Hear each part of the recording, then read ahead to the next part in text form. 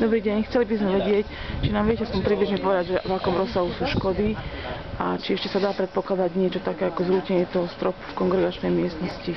Ak sa pozriete, tak vidíte, že škody sú naozaj obrovské. Je zhoretá celá strecha, našťastie zbierkový fond 90% zachránených. Problémom je to, čo sa stalo včera, že jeden z múrov pod tlakom vetra, ktorý bol naozaj veľmi silný včera, padol a prebúral klenbu v kongregačnej miestnosti, kde pod sutinou zostali zbierkové predmety, stôl a stoličky, ktoré sú zo 17. storočia.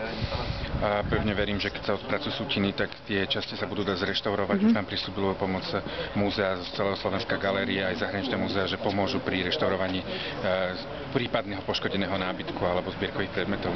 Takže nábytok nie je poškodený ohňom, skôr vodou?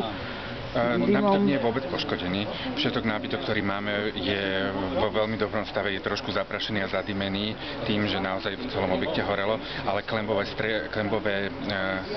stropy v jednotlivých expozičných miestnostiach zabránili prístupu ohňa, čiže nič nie je zničené.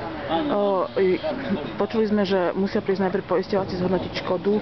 Už to nastalo, alebo bude sa môcť už paliť a odnášať? V tomto čase je niečo po 14. hodine sa už veľká časť vecí je zbalená.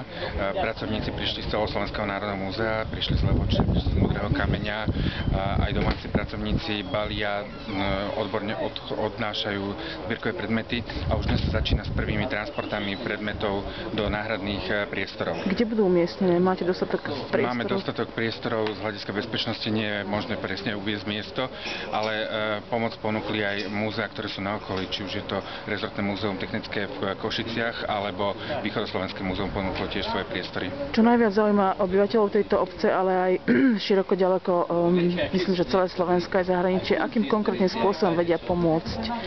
Slovenské národné múzeum vyhlási v najbližších dňoch zbierku finančnú, ktorou by mohli všetci záujemcovia zo Slovenska aj zo zahraničia pomôcť. Momentálne je to však proces, ktorý trošku dlhšie trvá. My sme podali žiadosť a pri najbližších 2 dňoch by malo prísť vyrozumenie z ministerstva vnútra, ktoré musí vám udeliť súhlas na to, že môžete vyhlásiť zbierku, lebo vyhlasovať zbierky, keď hoci kto povie, pošlete na nás účet, nebolo by asi košer a fér, tak sme sa rozhodli, že to chceme urobiť týmto serióznym spôsobom.